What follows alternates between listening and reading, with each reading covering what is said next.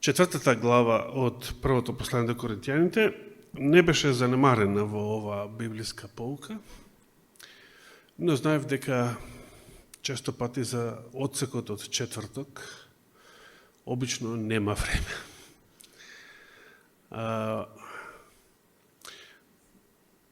Сакав во поуката да се нагласи нешто друго, што беше битно, што сметав дека е битно, а и така сега за време на проповета ќе се занимавам само со целата четврта глава, па век повикувам сите таму да отворите. Првото послание до Коринтијаните, четвртата глава. И ќе почнеме од првиот стих. Прво послание до Коринтијаните, четвртата глава.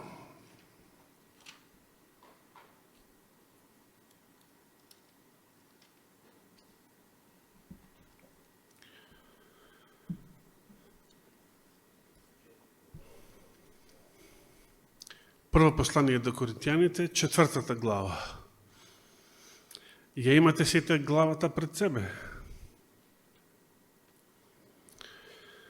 Во оваа глава апостол Павле продолжува со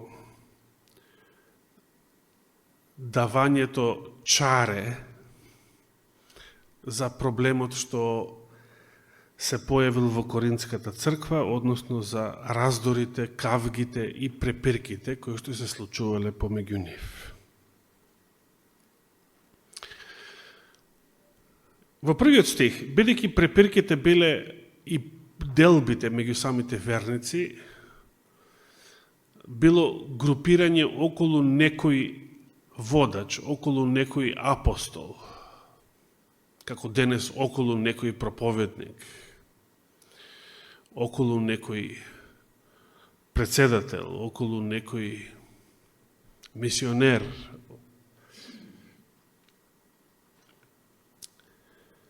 Апостол Павле сака да го насочи вниманието на верниците од овие луѓе на кого? Погледот да го насочи на кого? Значи, волците кого имаат за водач? Алфа. Алфа мажијакот го велат. Ние да речеме за Христа алфа маж. Кој се Аполо, Павле, Кефа или Петар и еден куп други? Кои се сите тие? Служители или министри? Зборот министер, латински збор, значи слуга.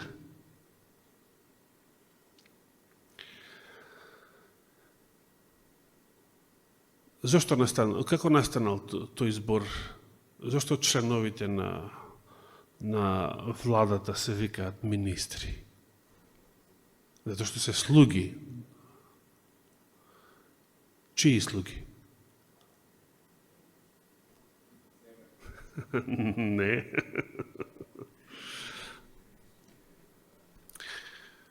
Кој е во владата, кој е најбитниот во владата? Кој е најбитен? Што значи тоа премиер, знаете? Првиот министер. Што значи он е првиот слуга. Другите министри се слуги. Поголеми или помали од него? Значи на пониско место. Значи, некогаш премиерот знае да направи реконструкција, нели? И некој повеќе да не биде министер, што бил дотогаш, а некој друг да биде министер. Значи, првиот министер, премиерот, е поголем. Председателот е уште поголем, така? Сега, меѓутоа и првиот министер е министер, бидејќи прв министер. Значи и он е слуга, прв слуга. Чив слуга?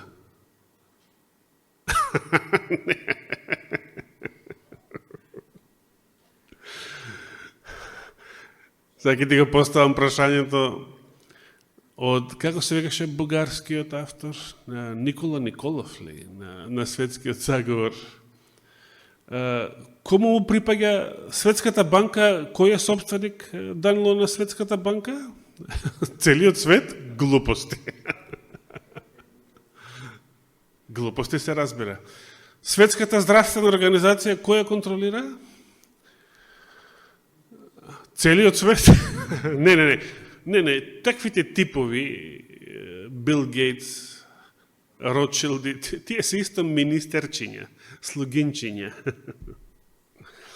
Според Библијата, кој е шефот на овој свет? Босот на овој свет? На кому му служат сите овие министри?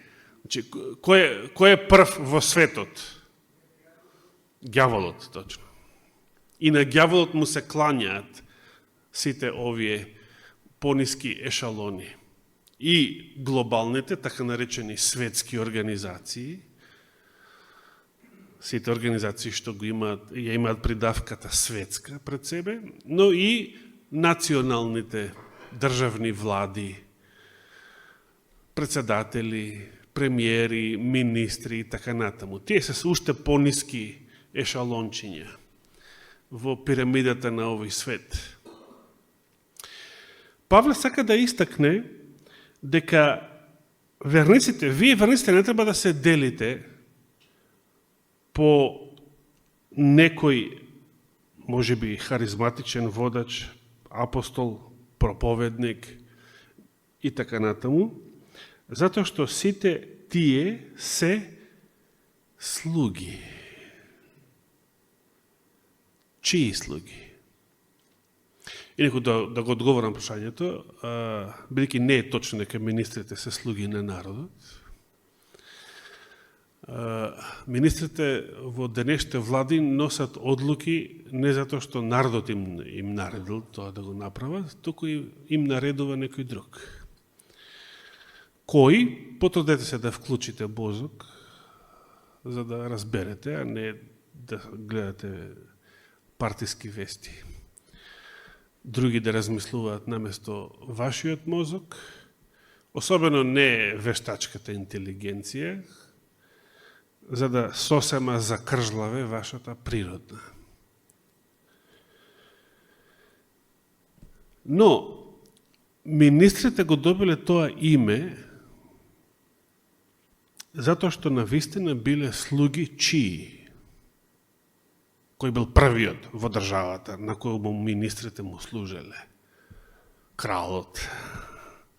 Министрите го добиле името министри затоа што биле слуги на кралот, бидејќи европските држави беа претежно на времето монархии. Сега, кога се демократии, не му служат на народот, туку му служат на кој е првиот шеф?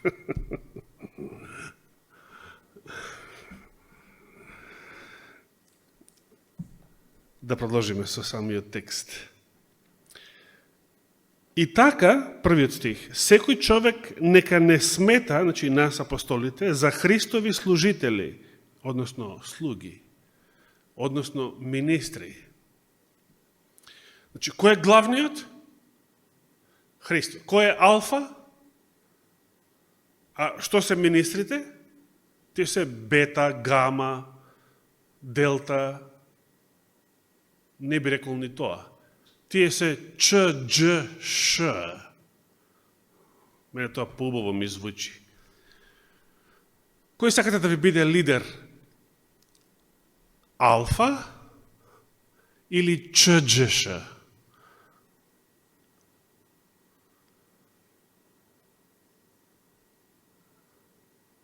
Јас не се ставам ни во бета, ни во гама, ни во делта. Јас сум во Ч, Дж, Ш. Одлучите вие дали сум Ч, дали сум Дж, дали сум Ш. Повеќе Дж ке ми одговара.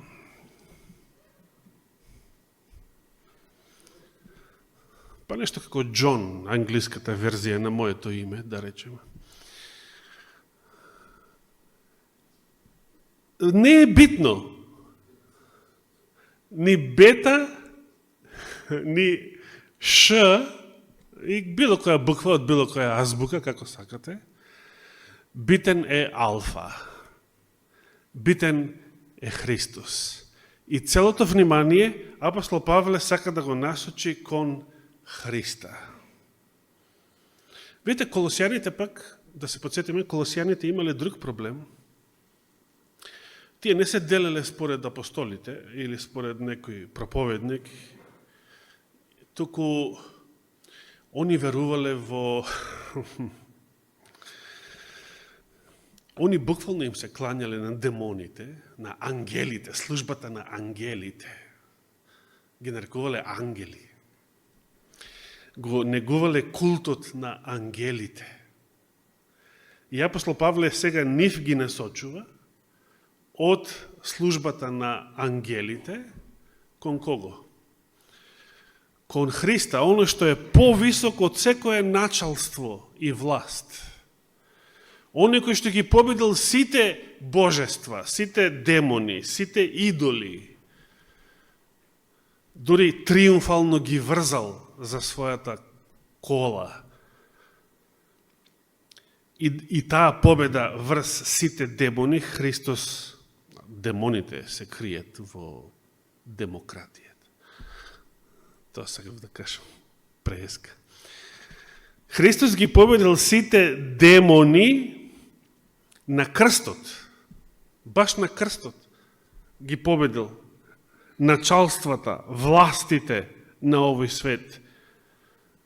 Самата Библија ти кажува кој владее со светот. Значи, прост да си, а да читаш Библија, ќе знаеш повеќе од учени професори. Затоа што Библијата ти кажува кој владее со светот. Кој е богот на овој свет, кој е кнезот на овој свет, кој ја узурпирал власта на овој свет, која што ја загубил кој? Адам, нашиот прататко Адам, нему му била дадена власта на целата планета. И тоа го читаме на почеток во Библијата. Да продолжиме со текстот, вториот стих од 4 глава, 1 Коринтијаните. Него довршив и првиот стих. И така секој човек нека не смета нас, значи апостолите, за Христови служители, значи Павле, Аполо, Кифа, Петар и останатите, и за управители на Божиите тајни. Сега ова управител повторно може да ви погрешно да ве насочи, бидејќи зборот управа и се врзува за власт повторно. Но знаете ли што значи ова управител? Ова е како нашиот денес често користен англиски збор менаџер. Или пристав на српски. Или имаме ли некој наш збор? Да, значи кога се вели управител, повторно ќе Павле вели дека сме ние управители и повторно тоа може да изгледа како да сака да каже дека ние апостолите имаме власт, не го кажува тоа. Туку ние сме менаџери за имотот на некој газда, како параболата со пристав. Значи оној што му е дадена управа, ама за некој газда, за некој стопан и пред кого одговара, за тоа како управува со имотот, со домакинството, со фирмата, со клубот. Например, менаџерите, ги викаат на англиски јазик тренерите на фудбалските клубови, ги викаат менаџери. Пред кого одговараат? На собственикот на клубот. Значи, управителот. И ако собственикот не е задоволен, пример, познатиот руски евреин Роман Абрамович, кога беше собственик на Челси, значи, ако собственикот не е задоволен од менаџерот, како го менаџира тимот, клубот, што се случува? се случува чистка, се случува смена на кадрови. И во параболата што Христос ја кажува, читаме како Стопанот го повикува неверниот управител или на српски пристав и му вели: што слушам ова за тебе, дај сметка за тоа како управуваш, како го водиш имотот. Значи, кога себе си и другите апостоли се представува како служители и како управители, ова под управители значи менаджери, кои што одговараме на Стопанот за нашата дејност, за нашата служба. И затоа вели во вториот стих: а од управителите натаму се бара секој да се покаже каков? Верен. Значи, еве таа мисла. Значи, од менаджерот, од управителот, од приставот се бара да се покаже верен. Пред кого да се покаже верен? Пред народот. Селекторот, тренерот одговара пред фудбалерите, пред играчите? Не. Пред неговиот газда. Газда, Стопан, на латински Доминус, на грчки Кириос, по наше Господ. Јасни ви се овие именки. Од управителот се бара да се покаже верен. Понатаму продолжува, третиот стих. За мене сосем малку ми значи што ме осудувате вие. Дали ја разбирате ова мисла? Значи, кога се делеле коринтијаните, јас сум за Аполос, други јас сум за... Оние што биле за Аполос и за Петар, тие го осудувале Павла, така? Тие што биле за Павла, го осудувале Петар или Аполос. И наоѓале мани. Значи, со други зборови, Бранковци зборат против Љупчо, Љупчовци зборат против Бранко и така натаму. Така се дели стадото помеѓу себе. И тоа се случувало во црквата. И сега, Павле како да им се обраќа на оние верници кои што се групирале зад името на Петар или на Аполос, па изнесувале забелешки или дури осуди на сметка на Павле. И затоа им вели: за мене малку ми значи што вие ме осудувате, зашто не сте вие мојот Господ, не сте вие моите газди, не сте вие моите собственици. Затоа малку ми значи што мислите вие за мене. На друго место вели: кога јас би им угодувал на луѓето, не би бил што? Христов слуга. Не би бил Христов слуга. На кого се трудел Павле да му угоди? Како и секој слуга, како и секој министер, ако е верен во својата служба, или управител, менаджер, се труди да му угоди на својот газда, на својот Стопан, на својот господар. Римјаните го викале Доминус. Многу убаво име. И подоцна римските христијани таа именка ја користеле за нашиот Господ и Спасител Исус Христос.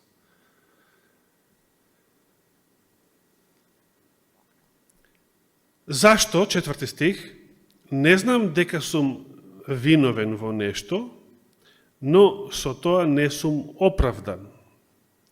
Туку Господ е тој кој ќе ми суди. Еве го кажува сега истото.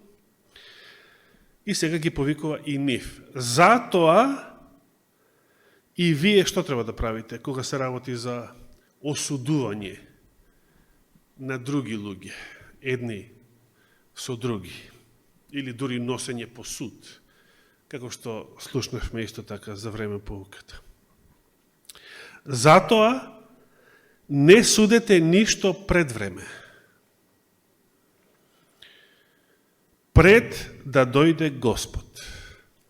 Дали сме квалификувани ние да бидеме судии на другите луѓе? Дали сме квалификувани да бидеме судии? Ова се разбира, не треба мешаме со должноста, црквата мора понекогаш да се огради од јавниот грев на некои своји членови. Затоа треба да ги исклучи. Значи, не им суди, не вели проклет да си ќе гориш во пеколот, за тебе нема вечен живот, како што правеле многу папи и императори. Туку црквата го исклучува за да се огради себе си, црквата да не биде виновна за гревот. Но друго е да судиш, односно да осудуваш друг човек. Затоа не судете ништо пред време. Зошто е тоа пред време? Сето наше судење и осудување е предвремено. Пред да дојде Господ. Затоа што само Тој може да го извади на видело, што? Скриеното во темнина и ќе ги открие намерите на срцата.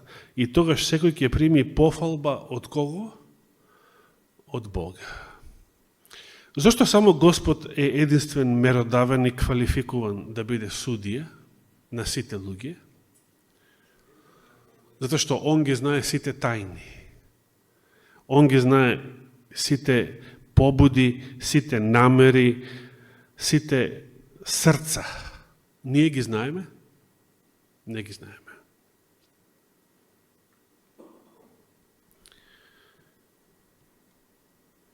Затоа, секое осудување, што денес би го правеле, е пред време.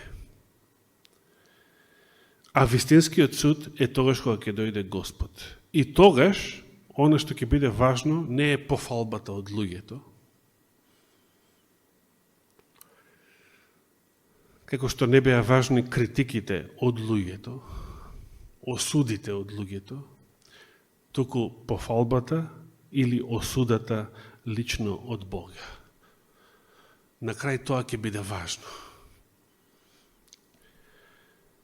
Не знам колку сме свесни, но многу бргу, бидејќи времето минува бргу, многу бргу се приближуваме до денот и до часот кога ќе се најдеме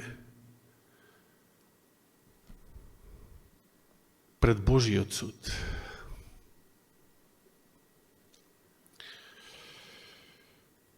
Затоа што не само што се ближи времето и на Господовото доаѓање, туку затоа што секој човек кој што затвара очи, кој што умира во овој свет, со самото тоа завршува неговото лично, поединечно време на милоста.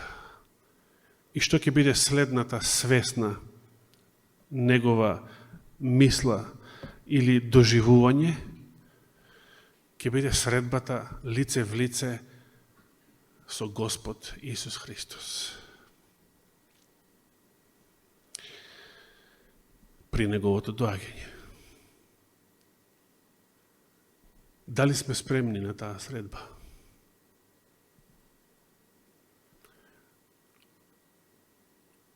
Дали сме спремни за Божиот суд?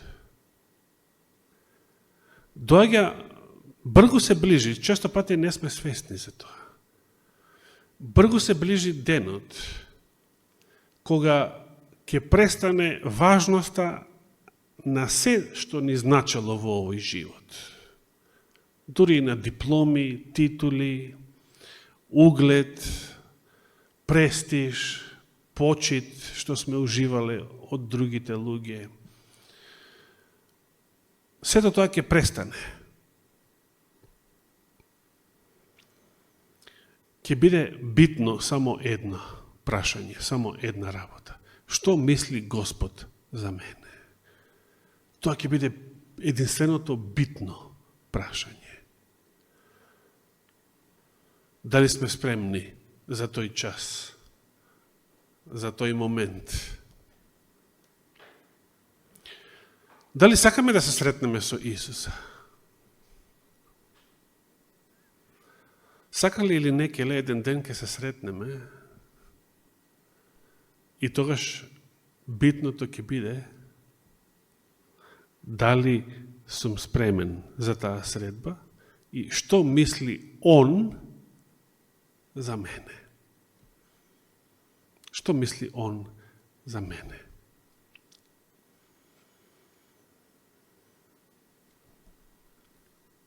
Застанавме кај 6 стих.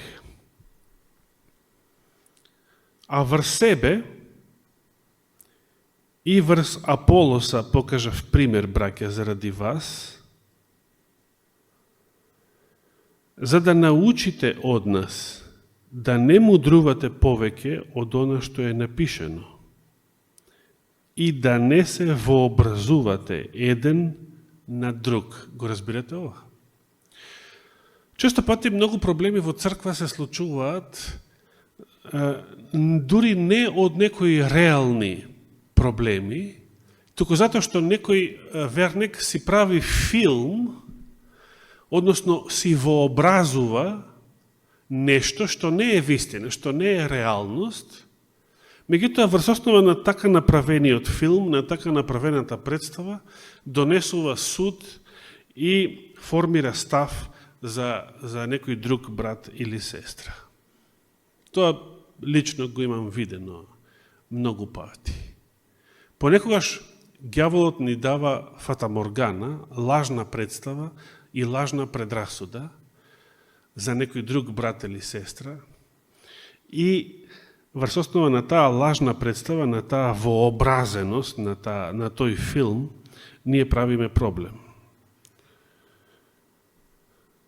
7 стих. Зашто кој те прави да се разликуваш од другиот? И што имаш ти или не си примил? Или со други зборови, како што велиме, што ти фали? И така, ако си примил, зошто се фалиш како да не си примил? Како да е твое. Значи, зашто се фалиш како да е твоја заслуга? Нешто што си го примил од Бога. Така требало да се преведе. И сега малку употребува иронија и вели, веќе сте заситени, веќе се збогативте, без нас се зацаривте. Кога се земеме право да судиме за другите луѓе, особено за наши браќа и сестри во црква, се однесуваме како да сме веќе зацарени. Бидејќи во Откровението читаме дека Господ ќе постави од спасените, ќе ги постави на престоли, ќе седнат на престоли и ќе им даде власт да судат. Така? Ама кога? Тогаш. Во иднина. Затоа им вели Павле, знаете ли дека и ангели ќе судиме, на Коринтијаните им вели. Но ќе судиме, ако се удостоиме прво да бидеме спасени, тогаш Господ ќе не зацари, ќе ни даде власт, ќе ни даде судски престол и ние да судиме. Но тогаш, не сега. Ако сега судиме, значи сега се зацаривме. Сега сме ја добиле наградата, власта, вечниот живот, како да е тоа веќе сега случај. Вечниот живот на новата земја, во новиот Ерусалим, во Божиото царство, на тоа мислам. И камо да се бевте зацариле, та и ние да царуваме со вас. Сака да каже, ние апостолите не сме се уште зацарени, да, но вие си вообразувате, вие си умислувате. Зашто ми се чини, Бог не постави нас, апостолите, најпоследни, вели. Значи сега, ова е каде што апостол Павле себе си се прогласува за Ш. Значи, јас не сум ни бета, ни гама после алфа мажот, после Христа. Јас сум Ш.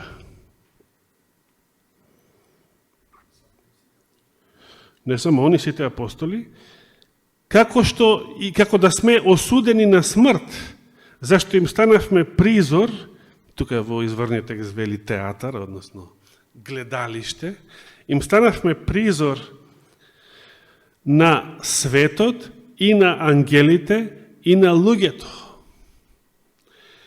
Понатаму вели, ние сме безумни заради Христа, со други зборови, станавме, во српскиот превод вели, будале за Христа, во Караджич. Вчера кога го читав, дури и јас се насмеав кога го прочитав. Значи, ние доброволно прифативме, ние апостолите Христови, доброволно прифативме ние да го понесеме срамот, ние да ги понесеме понижувањата, ние да бидеме будалите во очите на светот. Зашто? Затоа што ние го проповедаме Христа. Безумството, се сеќавате. Безумството и соблазната на крстот. Затоа апостолот кажува пример како тој навистина се угледал на Христа. Христос се понижи. Еве и ние се пониживме. И ние го трпиме сето тоа. Заради Христа, заради делото и заради вас, за вие да бидете спасени. Ние сме безумни заради Христа, а вие сте мудри во Христа. Значи, повторно, заради спасението на верниците. Ние сме слаби, а вие јаки. Вие сте славни, а ние, апостолите, без чест. До овој час гладнуваме и жеднееме, и необлечени сме, и не бијат. Значи, јадеме и ќотек. Апостолите јаделе ќотек. И не кукале заради тоа. Затоа што јаделе ќотек, се наведуваше во поуката и оној стих. Тоа беше во 2 Коринтијаните 11 глава, целиот текст од 23 до 28 стих. Колку пати од евреите изел ќотек. Се сеќавате колку стапови, колку удари. Ама не беше само една партија, колку пати по 30. Па неволи со разбойници, неволи со незнабожци, неволи од евреите, неволи од овие, од оние. Кај да се завртиш? Прогонство и неволи. До овој час гладуваме и жеднееме и необлечени сме, и не бијат, и скитаме. И се трудиме, работејќи со своите раце. Кога не навредуваат, ние благословуваме. А ние што правиме? Кога не навредуваат, ние возвраќаме. Не, апостол Павле вели, ние благословуваме. Кога не гонат, ние поднесуваме. Зошто апостолот вели ние, значи сите апостоли, зошто Христовите министри така постапувале? Кога нас не вреѓаат, ние благословуваме. Кога нас не гонат, ние поднесуваме. Кога нас не клеветат, значи лажни обвинувања. Сте чуле лажни обвинувања зад вашиот грб против вас? Или отворено кажани, ама лажни, клевета. Што правиме? Ние се обраќаме благо. Понатаму 13 стих завршува: станавме како нечистотија на светот, како смет, исфрлен од сите се досега. Прашањето е, зошто апостолите вака постапувале при сите овие неволи, при сите овие непријатни околности? Зошто? Целата мисла овде во 4 глава е она што го кажа во првиот стих, затоа што ние сме Христови што? Управители, значи менаџери, министри, значи слуги.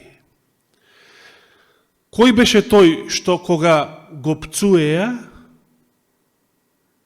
кога го тепа, кога го малтретира, се однесувал кротко, благо,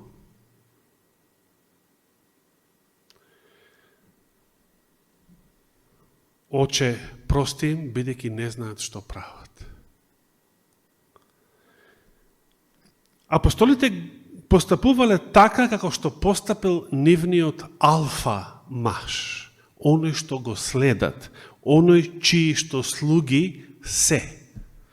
Ако тој постапувал така, оној што е Господ, газдата, стопанот, доминус,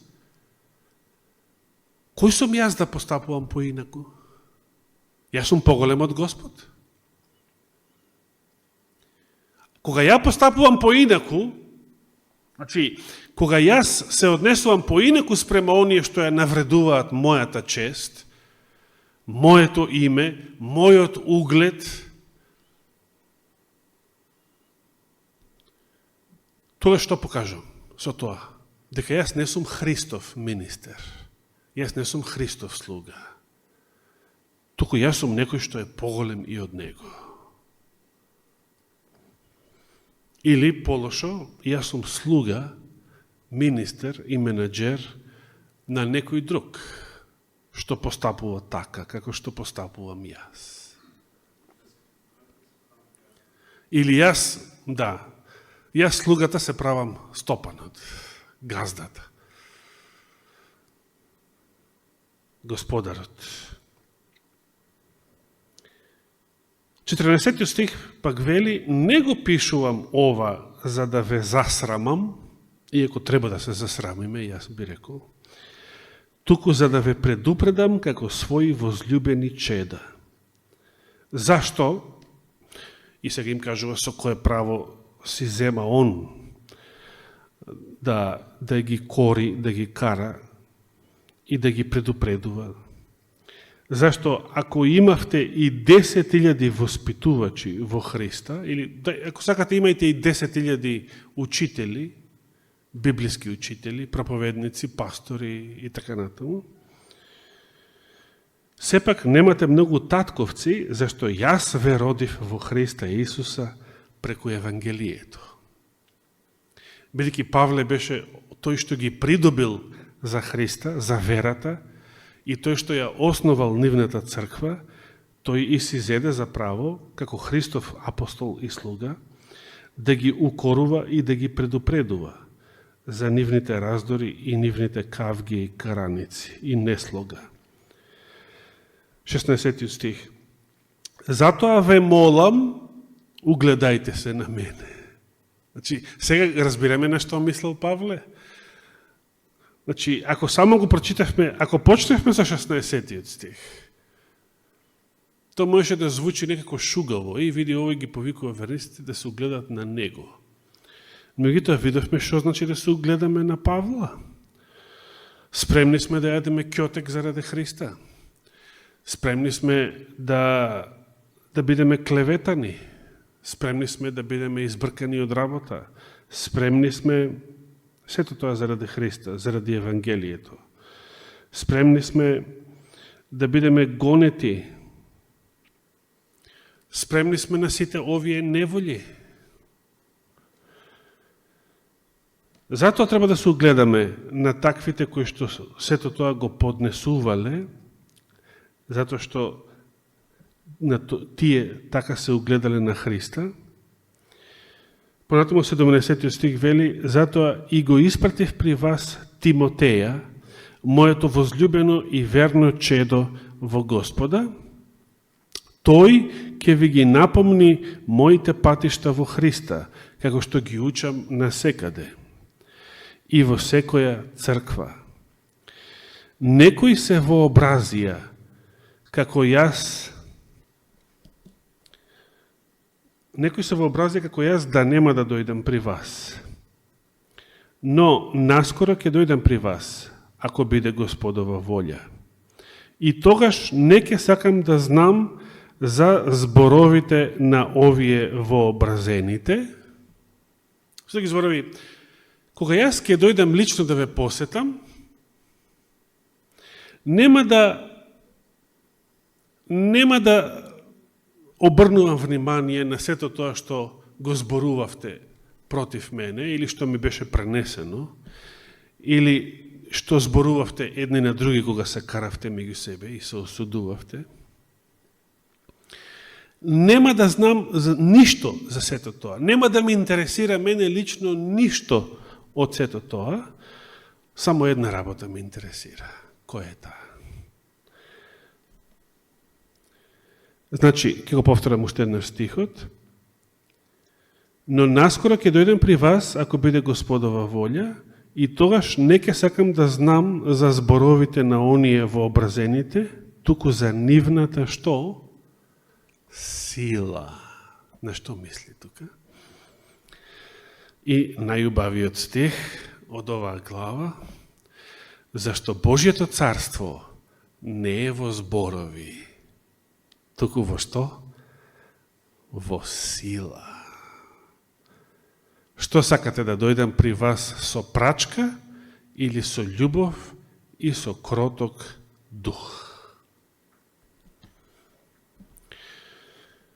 Кога нам би ни било поставено ова прашање, како би одговориле?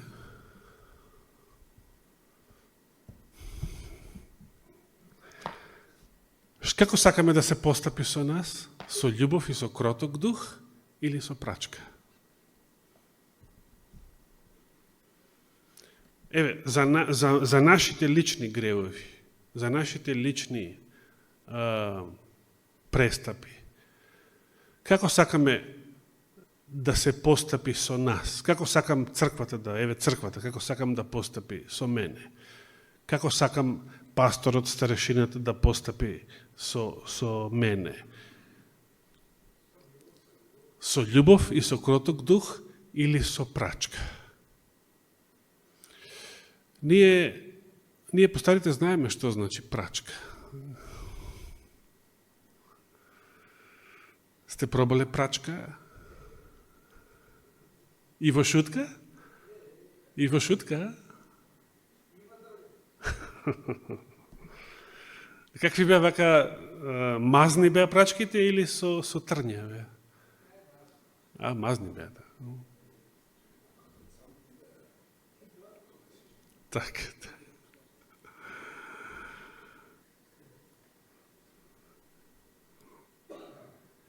Да даде Господ,